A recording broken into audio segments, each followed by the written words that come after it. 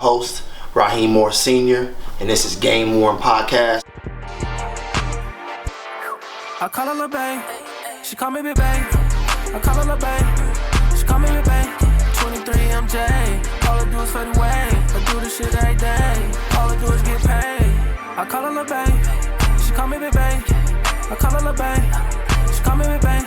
23 MJ, all I do is fade away. I do this shit every day, all I do is get paid. Really living like a star, moving my way. And you gon' get it how I give it to you only.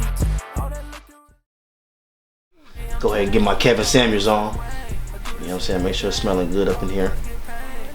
Man, welcome to Game Worn Podcast, man. The theme of my podcast is every jersey you see that I'm going to talk about when I go to other people's homes, other athletes, celebrities maybe. The purpose of the show is every jersey that you see has been off the players' backs, and that's what makes it so unique and so powerful, because it makes you feel like you're a part of that spirit, that nature, that athlete. And I have a quote where it says, I came up with, it says, once a jersey is traded, framed and hung, it becomes our version of art, as you can see. So the first jersey we're gonna talk about, man, is my Dorsey High School jersey. By the way, I have every jersey, man, from flag football all the way till now. I've always been a historian, saving jerseys, saving apparatus and memorabilia, and that's always been me since a childhood, man. But the first jersey I'm gonna talk about, man, is my JV jersey, man. My first jersey I ever had in my life, fresh out of Pop Warner, man. And shout out to all my DDP boys, man. This jersey in particular, man, my first game in JV, we was playing against Narbonne, and I tell you, man, that was my first time really playing the game at true free safety. And when I tell you that game was remarkable for me, man. I had about 15 tackles, TFL, sacks, knocked 2 guys out the game, knocked somebody's face mask off. I mean, I was just really dominating. That's when I kind of came into my own, like, man, I like free safety. It kind of made me feel more free. I was able to get the guys lined up and just go around, just bang and make plays. So shout out to all my DDP people, man. That was one of the best times of my life throughout my high school career, man, because that is what made me who I am today. You know, all the great coaches like Coach Paul Knox, and Coach Carver, Coach Caldwell, Coach Tracy, Coach Black, all the whole staff there, man. I love them boys, man. Shout out to all my boys like Stephon Johnson and Jesky and all the great soldiers, man. Roman Foster, everybody that I was able to be, rated the #1 safety. And guess what? From Rivals, I think, and Scout.com, 5-star athlete, all that. And I got invited, man, to the U.S. Army All-American game. To be honest with you, when I came into high school, I didn't really know much about this game. Like, I was familiar with it a little bit, but I didn't know how the process went on being invited and the type of stars and the ratings you had.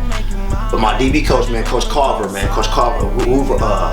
Russo once told me, he said, Rahim, if you handle your business here on the football field, they will come find you. And he said, always remember this, Rahim. He said, there's always somebody across the country that's working as hard as you, that are as good as you, that's struggling just as much as you are or worse, and they putting in work. So you gotta always come ready to play and practice every single day. So I was blessed and fortunate, man, to be able to be a U.S. Army All-American. They came up to my high school, man. The whole operation was beautiful. My mom was there, my father, my uncle, my brother, sister. It was a beautiful moment, man. And I was the first safety to ever come out of Dorsey to be an All-American. It was only 3 of us. It was David Geddes, Stephon Johnson, and myself. So, and hopefully some more come after me too. But that was a wonderful feeling. But also, Pop Warner, man, I wore my first number in Pop Warner. I wore number 20 because I used to love Barry Sanders. But then eventually I ended up starting wearing number 3. When I went to high school, right, number 3 wasn't available. Somebody got it before me. He was a sophomore, I was a freshman, so I had to go to number 5. So then, throughout high school, I was wearing number 5 my whole career. So what happened was, when I went to the U.S. Army All-American game, man, my brother, he was a free safety for Dorsey. We had the same defensive coordinator, Coach Caldwell. Shout out to Coach Caldwell, man, I love you, fam. He was the defensive coordinator. My brother was there. My brother was a 6'3", 4'3" safety. So he was really the first safety I really saw in my own eyes, in my own house, before I saw the great EDREED and Reggie Nelson, I'm going to talk about later. So at that time, man, my brother was in the wrong place at the wrong time, and my brother ended up being incarcerated. And at that whole process, actually, he wasn't at my Army game. Sorry, I said he was, but he wasn't able to make it as far as the ceremony. But in honor for me to show him my appreciation of everything he done for me to get me to where I was, I wore his number in at the Army game. He didn't know. He didn't know. I surprised him. He was very happy, and he probably even shed a tear. But the beautiful thing about it is, when I surprised him, he surprised me too. So the day before the actual game day, my brother was released from prison, man, and he surprised me out there in San Antonio, Texas, and that's when I showed him that he was wearing number 15. I was wearing number 15 in honor of him. And the reason why I did that is because I believe that my brother had all the talent in the world to be able to accomplish everything I did and even more. And I wanted to show him respect and let him know, like, hey man, when I'm wearing this number on the football field, just know that you out there with me. And that was something that I always remember, and I appreciate him for that. And I love you, Rashid, man. Thank you for everything you've done for me, big bro. High school, man, and pretty much having offers from anywhere. I was blessed and fortunate, man, to take my talents to UCLA. So the first offer I ever had in college was out of Nebraska. I found it by default because my mom and I was going through the mail, and I was like, man, like, my mom was like, look at this, son. So I saw an offer from Nebraska. I'm like, man, that's crazy. Like, I'm my first offer. And I think I was like 10th grade. Back then at that time, when you got an offer at 10th grade, that's big time. These guys getting offers now at 8th grade. That's like insane. So that was my first offer I ever had. But I ended up going to a UCLA football camp, man. I got invited there, and I was actually doing like track season, so I wasn't really like in DB shape yet, but I was in great shape to run. So I got invited to a camp. It was more like a full pads camp, but I went there just to work out. But I didn't know that it was more like a little private workout, like to see how good I am and stuff like that. So me, Tony Dye, and a few other players who ended up signing with UCLA, we were all out there working out. And shout out to Dwayne Walker and Coach E. Scott and Coach Carl Durrell. They saw me working out and they fell in love with me. I was just going into 11th grade. Actually, I was in 11th grade, sorry. And literally, I seen him walk to the facility and walk back. And he said, here, Rahim, congratulations, boom. Here's an offer from University of California, Los Angeles. Would you like to come here? And I was like, I didn't know what to say. I was like, yeah, like I would love to. So man, I literally grabbed that offer. I sprinted to the gates. So for everybody that know that Drake Stadium, that field over there to the gate is a far run. So I'm probably running about 150 yards. And I grabbed my phone. By that time we had a little Boost Mobiles to church, so I called my mom. I'm like, Mom, guess what? She's like, what? I said, you won't believe what happened. She said, what, son? I'm at work. What? I said, Mom, I just got an offer from UCLA, handheld. The head coach gave it to me. She said, boy, stop playing, stop joking with me. You don't be playing, I'm at work right now. I said, Mom, I got an offer, man. She just started crying. She was screaming and yelling and hollering and yada, yada, yada. Man, it was one of my best moments ever, man. I will never, ever forget that moment. And that was a pivotal moment for me, man, because that felt like that was the best thing to me from being birthed into this world. And shout out to Coach Carl Durrell and Coach Dwayne Walker, Coach E. Scott, man, for really believing in me before I had Coach Newheiser, which I love as well. They peeped my talent out, man, and gave me my first handheld offer. And I ended up committing, me and my boy Aaron Hester and Dayton Jones, the whole recruiting class, and it was history ever since, man. I ended up going there being a two-time All-American, two-time first-team All-American, two-time All-Pac-10, having 14 career interceptions there, man, and starting every game as a true freshman. And I can really say that I'm one of the best defensive backs that ever played there, man. And it was all worth the work and all the pain and suffering that I had to go through to get there. And it's the reason why I've got all these jerseys now, because I put in my work before I got there. So, and after that, man, being a projected first round pick, one of the best times of my life, just going to war with all my boys, man. I never forget it. As you can see, man, the jersey colors kind of changed. We were more like, I guess you would say like royal bluish a little bit in gold. Right here, we kind of took it to the navy blue.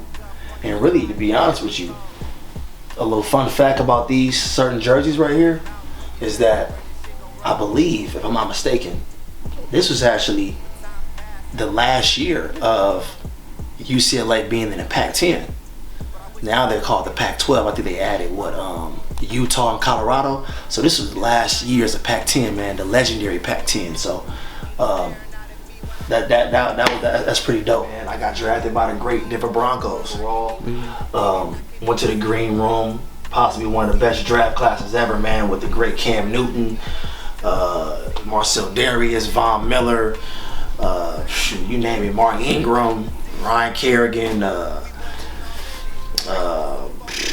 who else we had up in there? Julio Jones. What's the great defensive end from 49ers? Aldon Smith. We had J.J. Watt, Richard Sherman in that draft class. My boy Marcus Gilchrist.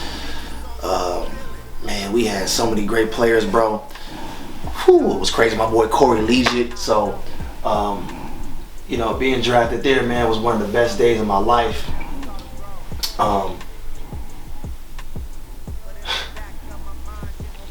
You know, just really thinking about everything I had to endure there and everything that I experienced and learned from a lot of great players. At that time, I was very disappointed that I didn't go first round because I believed that was something that I deserved and earned, and I put the work in to do that. But when I got there and saw the situation, I realized, I'm like, man, I'm actually glad I came there. And to be able to get a chance to play with greats like Brian Dawkins my first year, and the great CHAMPBAILEY, and you know, Peyton Manning, DEMARCUSWARE, and who else? Julius Thomas and Demarius Thomas and Wes Welker, and man, I mean, the list goes on and on, man. Like, I couldn't ask for no better starter kit to really get myself around some greatness early. And it was the best thing ever. So, man, shout out to the great, rest in peace, Pat Bowlen and his family. Great family, by the way. Shout out to the great John Elway, who that was actually my grandmother's favorite player of all time. Shout out to Coach John Fox, Coach Ron Milas, Coach Sam Garnes, everybody that played a big part into drafting me. Even Coach Dennis Allen, who was our defensive coordinator at that time, and then eventually Coach Del Rio came after that. Thank you for all you guys have done for me, man, to get me to where I am today, man. I know some things I did there you might not have liked, and that's very evident. We all know that. But it was a lot of things that I did do that was right and that you guys liked. So I have no hard feelings to that organization. That will always have a special place in my heart. And love you guys. We ever went to a UCLA, man, it was the Eagle Bank Bowl out there in Washington, D.C. This jersey right here, we played against Temple. Shout out to my boy Jaquan Jarrett. I mean, I'm sorry, man, we had to beat y'all down like that, but shout out to you, man, and your family, man. This jersey right here mean a lot to me, man. As you can see, I mean, it was a dirty game, snowing a little bit. It was just cold. It was something different, something I really never felt before. But this jersey mean a lot to me, man, because this is the first time. Well, this is the jersey that I actually end up getting my 10th interception. You know what I mean? I end up being second of all time on UCLA's single season record behind the great Carlton Gray, who had 11. But this jersey right here, man, I had my 10th interception, man. That made me that year I had the most interceptions in FBS history since the great Sean Taylor. So at that time it was 2009. No other players ever had 10 interceptions before that since 2003, and that was Sean Taylor. I know another one of my favorite players of all time that I love and respect, and he will always be remembered. So that jersey means a lot to me. Man, outside of that, man, we're gonna talk about the great Peyton Manning, man, and how I got this jersey, man. As you can see, man, he wrote Rahim, a great player and teammate. I'm gonna tell you what happened. In 2012, when Peyton Manning was cut by the Colts, it shook the whole damn world up. It shook me up too, because I'm like this. I'm like, damn, if Peyton Manning can get cut, anybody can be cut, even quicker. So that was a defining moment for me where I'm like, okay, if that's happening to him, Lord knows what can happen to me. So I always kept that same mentality, like, hey, you gotta always show who you are each and every day. But I never forget when I first saw Peyton the first day in the facility. He went around and shook everybody's hand, said what's up, introduced himself like a real man should, you know, because he was a big time star. But he got to my locker, and I said, how you doing, Peyton? You know what I'm saying? I'm Rahim. He said, Rahim, how you doing? Nice to meet you. I said, look, man, welcome to the team. I said, man, I'm excited to have you, man. I said, you my favorite quarterback of all time. And I simply said, hey, look, this week, I said, man, if you have any time, let's go to lunch, man, so I can be able to pick your brain, learn from you, understand what you need from me at the free safety position, because I'm trying to have a big year, man. I want to become great. He said, no problem. So I'm thinking he gonna maybe hit me up, maybe come Friday, maybe like another week or a month or so. He comes to me the next day.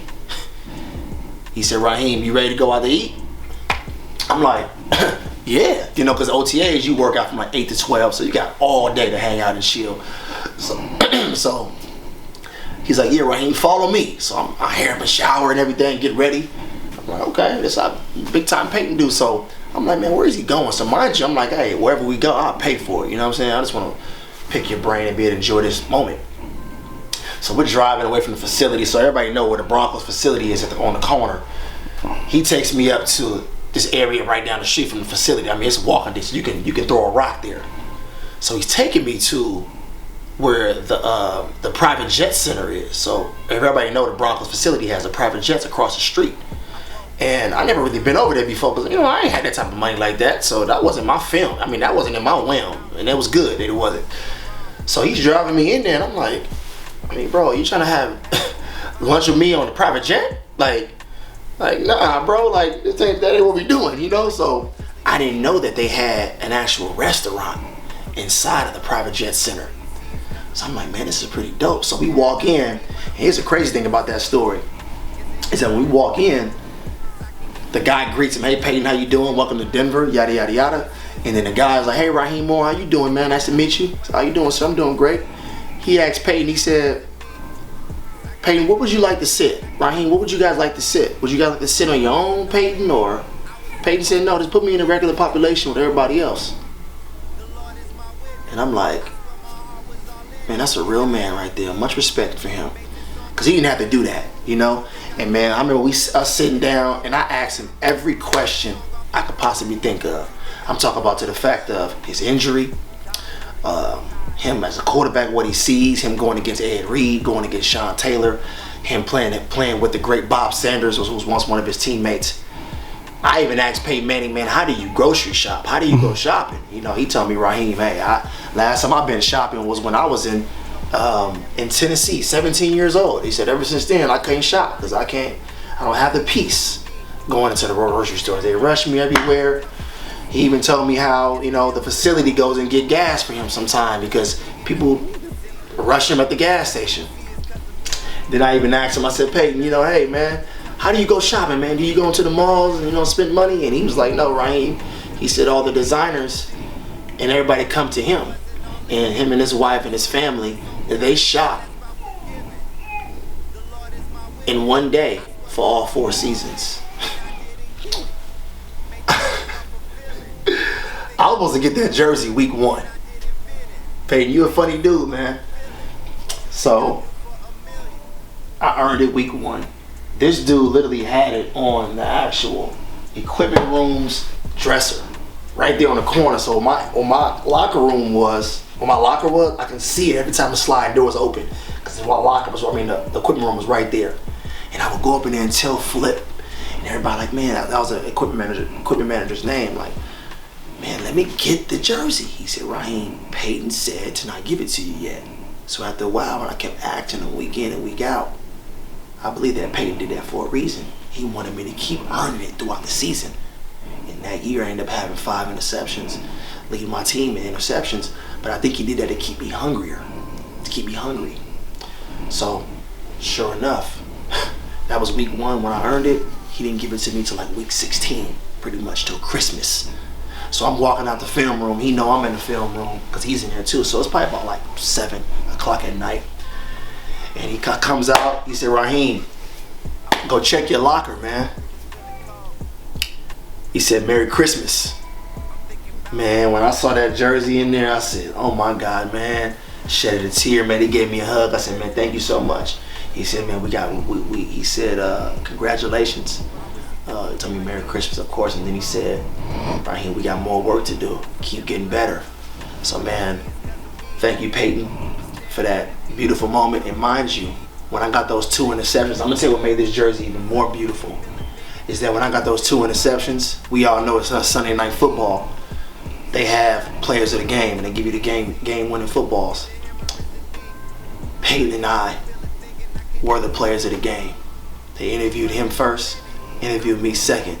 So me winning this jersey right here, me earning this jersey was big for me, bro. The whole setup, the whole shindig was amazing.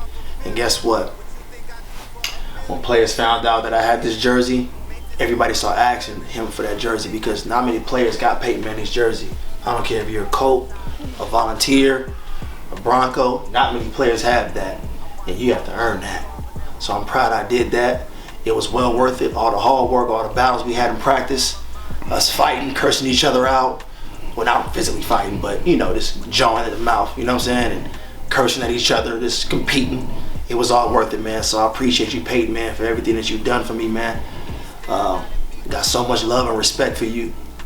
Remember all the pre-game talks we used to have? I will tell you that you're the best quarterback of all time, and never let no one tell you differently, man. Big ups to your family. God bless you, bro. Let's turn to Rahim more, the 2 pickoffs that he mentioned. How would you describe your game tonight? You know, first and foremost, I just want to thank God for this opportunity. You know, it's been a long time coming. But you know what? I did as a coordinator, called great calls. Our D-line was outstanding. Our linebacker was outstanding. And mainly, it was our communication. You know, we were talking out there like it was practice. You know, we didn't do practice. We flew around, made plays. And you know, for me personally, I just want to work on this catching the football. I've been in opportunities where I had to just get my hands on it. I didn't come through. So today, God is good, and I came through. You guys almost let these Colts back in all the way, and yet that final drive, what was the mindset of the D? You know, somebody got to make a play. You know, I told everybody, I said, look, we're not going to lose this game. We didn't give them too much. We felt like they should have scored nothing. But, you know, we went out there, we was relentless, and Brandon Rodley, man, made a great play. And you know what? We played great football. You know, it was kind of ugly for a little bit, but at the end of the day, when you win, that's a great thing in the NFL. Congratulations, Rahim. Thank you so much. God bless you. So now that I talked about the greatest quarterback of all time, in my opinion, we're going to talk about the greatest cornerback of all time, in my opinion, man. Shout out to my boy Tufo, and that's not Twofour, that's Toofo. The greatest cornerback of all time, man. He was special.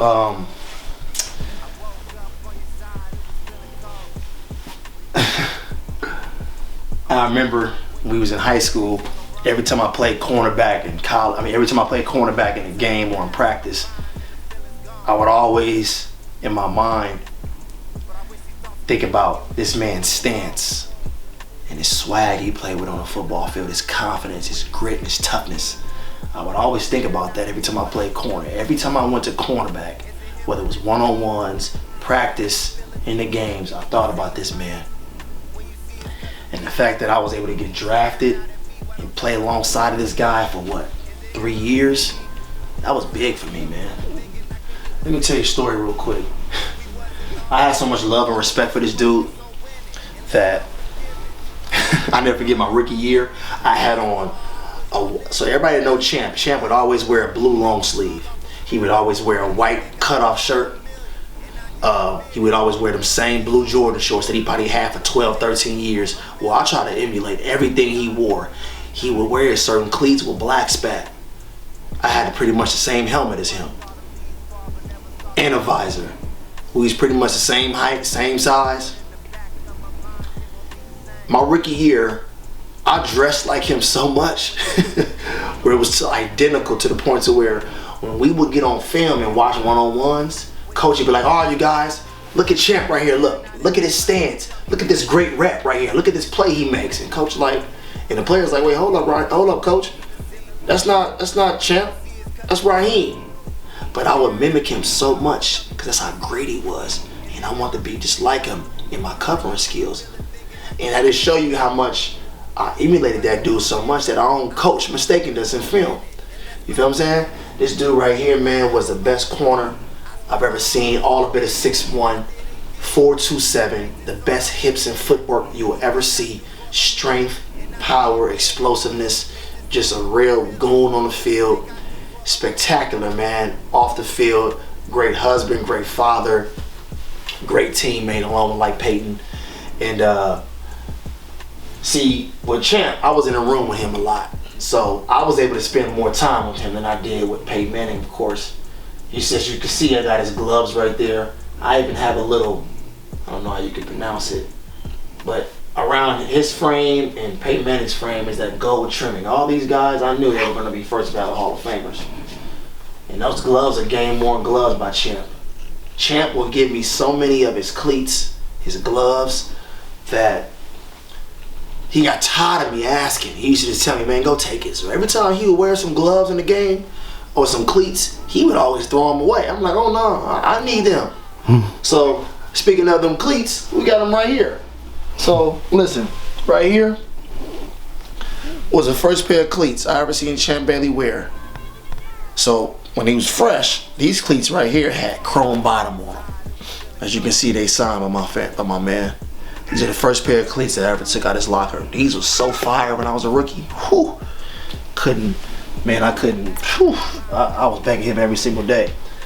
Even my second year with him, these was Champs right here. These right here was like orange and blue, but like kind of a shinier blue. Fire. Took these out his locker. As you can see, they got the 2.4 on the inside. My man had a great deal with Nike. Here's another pair of his cleats right here that I took from him. All these cleats I wore in games after he wore them. Got his number back here, of course, because he just had the best cleats, man. And you know, when you have a deal with Nike, you know, when you sign with Nike, you got a big deal like how he did. They gave you custom cleats, so he even had these cleats right here. That was fire. The Alpha Pros, everybody know back in them days, the Alpha Pros was fire. Check that bottom out. So all these cleats right here, man, I would take from Champ. Quick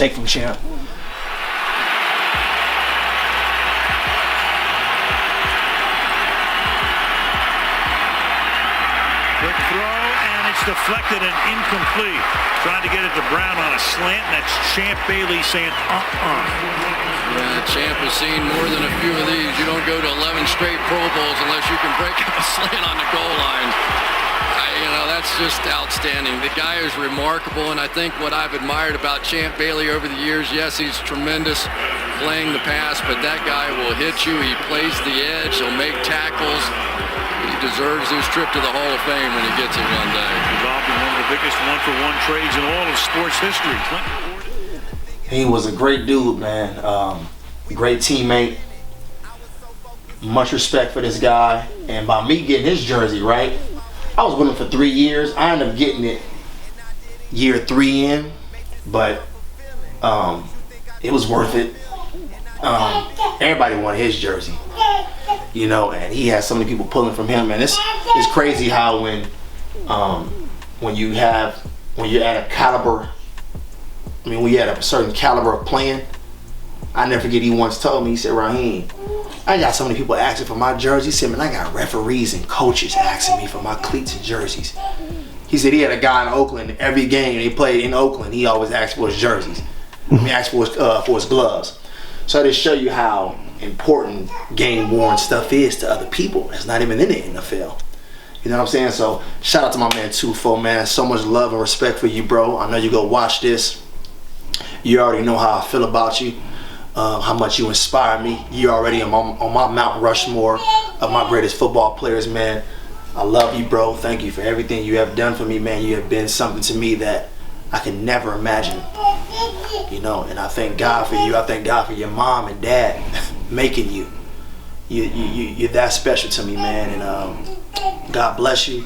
Continue to be a great father and a husband to those beautiful children you have. And I'll see you down the line, my man. So Dion is back to receive the kick. Mike Ganor, a rookie from Utah State that we played college football 4 years ago. Free agent, won the job in camp.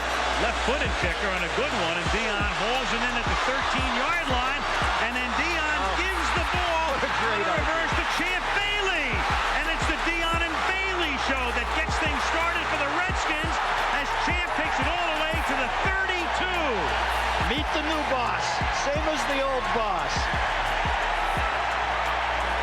What a great idea, though. I mean, you know they're thinking Dion wants to show his stuff tonight. Brilliant play by the Cowboys. You got to give Charles McDaniel a lot of credit. Special teams coach. Watch this handoff by Sanders in crowd right there. Bailey never took his eye off the ball. Now the picket line sets up down the sidelines. Good block there by James Thrash, and the Cowboys with good hustle keep Bailey out of the end zone. But what a great play to start the ball. Mind you, this is my favorite quarterback, my favorite cornerback of all time. It's my favorite defensive end of all time. So check this out. So my rookie year, my first game ever, we're at the Dallas Cowboys Stadium. Of course, that was my first game as a rookie in preseason. So my coach was like, yeah, man, Rahim, you know, because the way they did it, they had the safeties. They had the safeties playing wing on the punt team. So I was starting safety, of course, so they believed that the safety should be on the wings for punts. I'm like, okay, cool. So we in film, right? The day before, he's like, yeah, Rahim, the Dallas Cowboys, you know, they like to have their base defense out there for punt return, so they can block some punts. I'm like, okay. So he's like, yeah, Rahim, you're gonna have to block DEMARCUSWARE.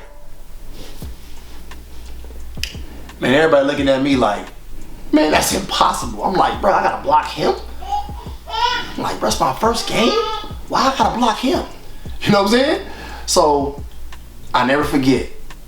Sure enough, who's the first person I see when I go out there in pregame to warm up and get ready for the stadium and everything, check out my footing with my cleats and everything? Who's the first person I see? My first person I see on an NFL premises against an opponent is this man. And I saw how big and tall he was. I said, man, ain't no way, coach, you finna have me blocking this dude? And sure enough, in preseason, we did punt. He did not bull rush me. He didn't do me no fancy moves or nothing. He kind of like just was like, all right, let me run. I was so happy, bro. But shout out to the great DEMARCUSWARE, man. We ended up getting him in 2014 in free agency. I believe another one of John Elway's brilliant moves, brilliant pickups. We signed him. I was so happy. Man, he was a real good friend, a real great teammate, great player. I mean, he would set that edge like no other. He could hit you with the spin moves. He had that long arm game. He can defend the run. He was a complete defensive end. Him and Von Miller was spectacular, along with the great Elvis Dumerville we had before him. But this jersey right here that I got from him, if y'all don't remember, he had a great game versus 49ers. It was another Sunday night game. And I think he had about 3.5 sacks. He hit that great move on the great Joe Staley, the left tackle for the 49ers. He hit him with that fake spin and kept going. One of the best moves of all time. Man, that clip went viral.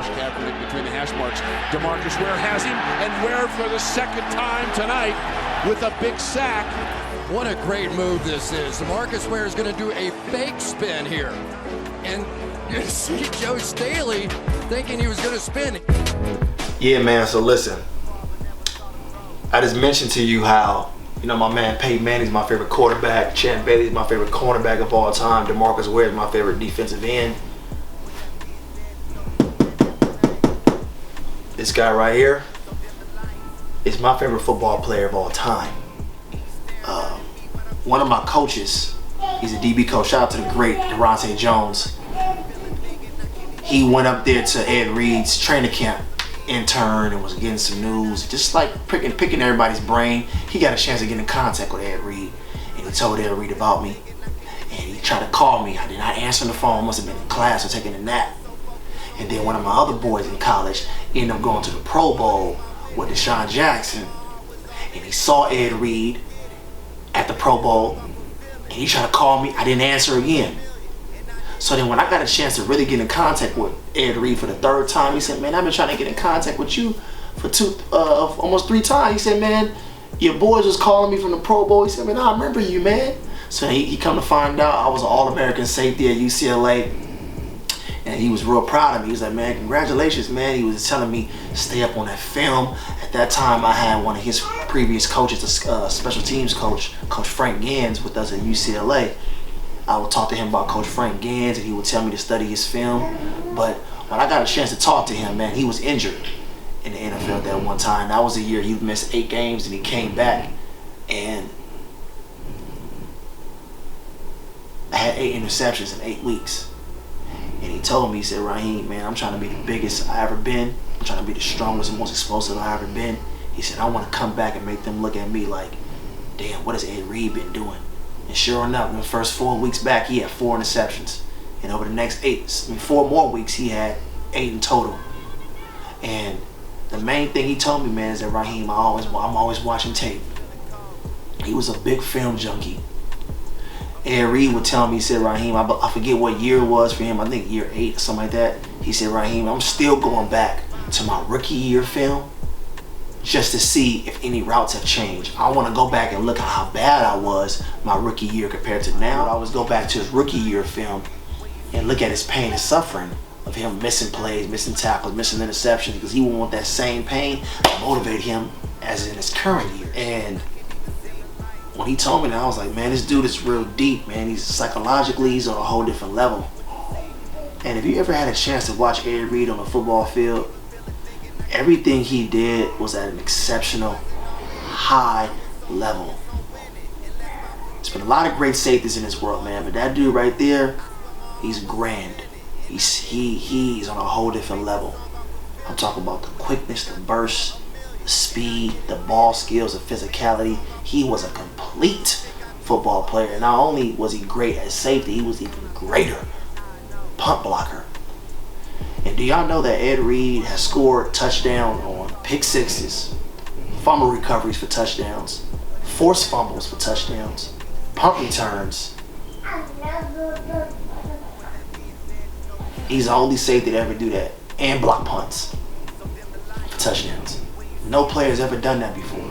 The only touchdown Ed Reed's never had is a QB touchdown, QB rushing touchdown, receiving touchdown, running back rushing touchdown, and a kickoff return. Other than that, he's pretty much scored on everything else in the NFL. And that's big as a safety. You know what I'm saying?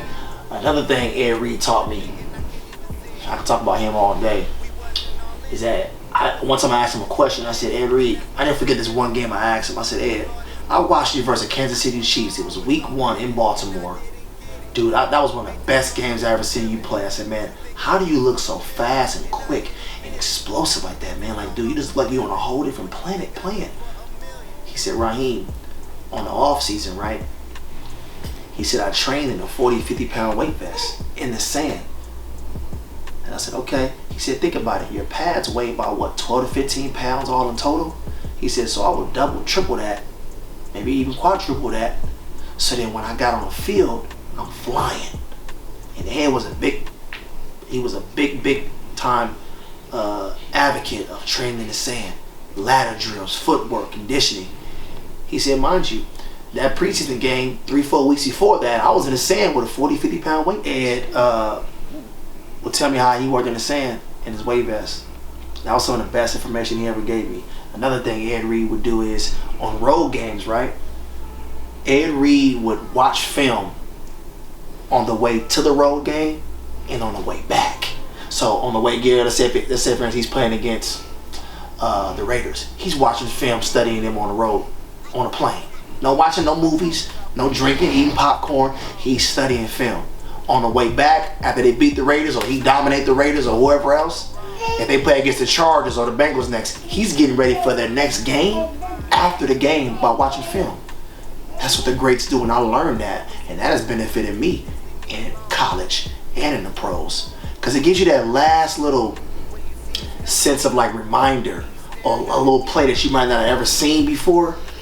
You might see it on the plane, and the minute you get off the plane the next day, you're like, oh, I saw that before, and he make a play. Mm-hmm. And then another thing Ed Reed would do is, at the NFL, I even got this right here is a film, it's an Epson that they have in the NFL rooms. Even behind you, I even have a whole film. Girl in there screaming, she won't let me do this interview, huh?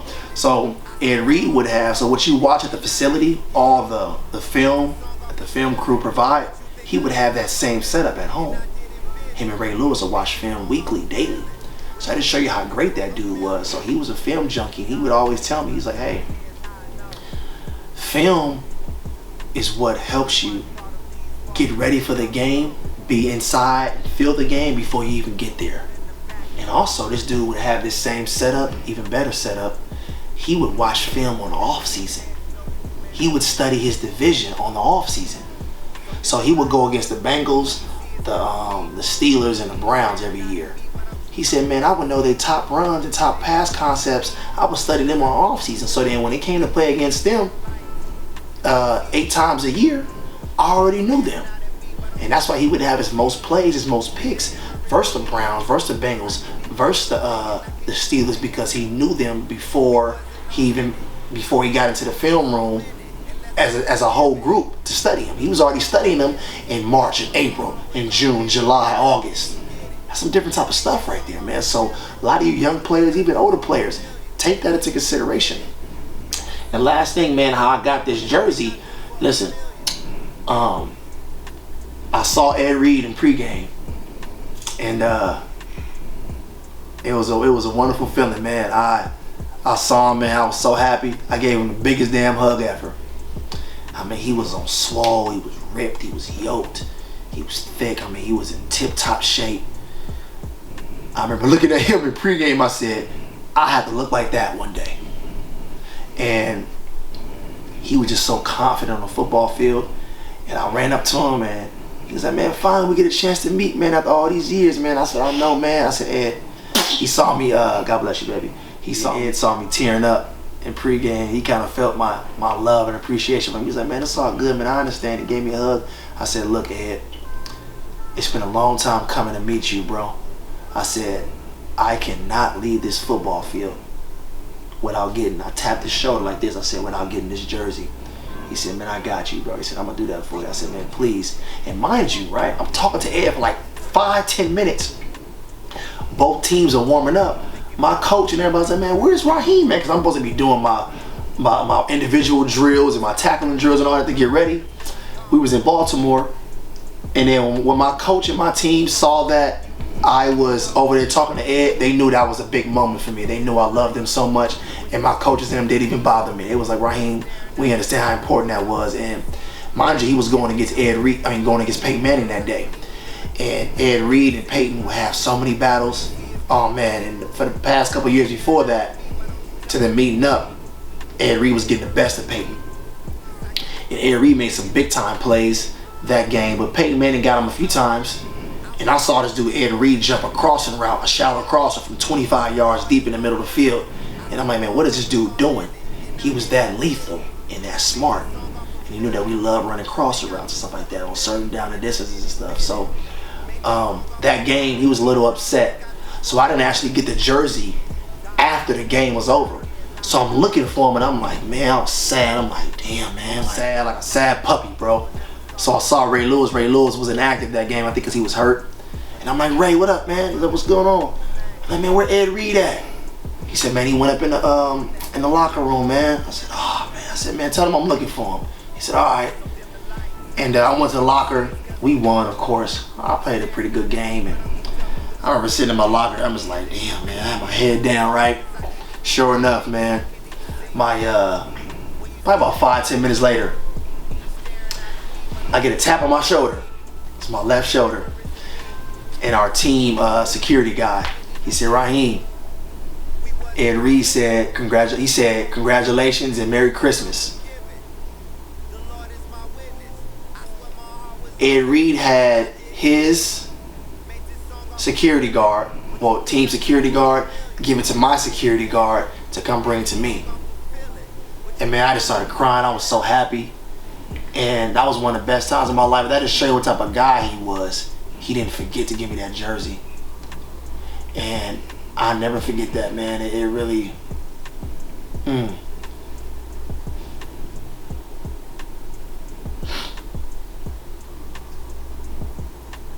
Try not to cry, bro, but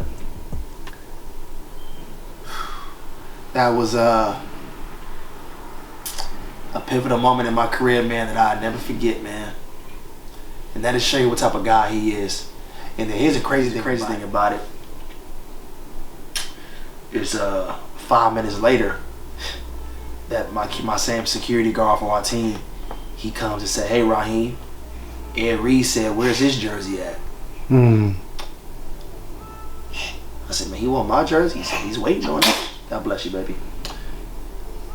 Man, I gave that dude my jersey. I gave him my gloves. I said, "Man, what else he want?" I just started giving him everything, man. And that just shows you what type of guy he is, man. And we need more people like that in the world, because one thing about trading jerseys and this concept of game worn is that a lot of people's favorite players and turn them down.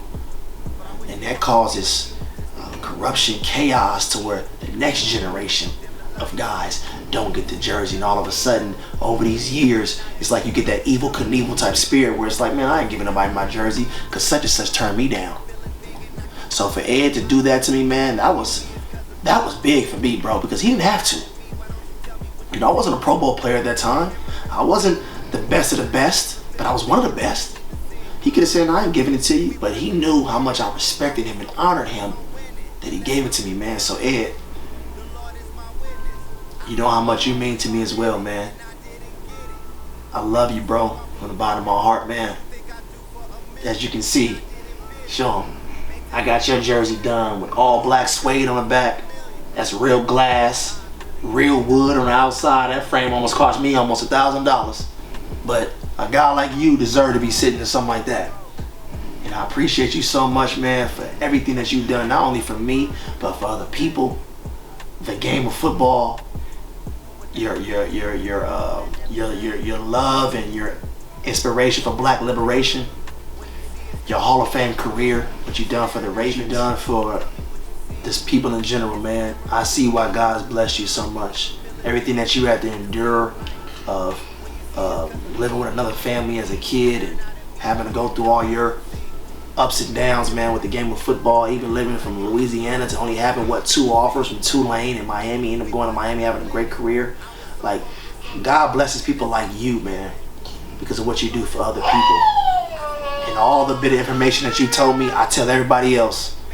And I thank you, man, for you giving me this jersey, man. You understand, this was one of the best gifts I ever got in my entire life. And these jerseys right here, especially yours, man, I'm going to pass it down to my son, Rahim Moore Jr. And when he becomes a football player one day, people won't believe that he got EDREED's jersey. Like, this is what I'm giving this to my son.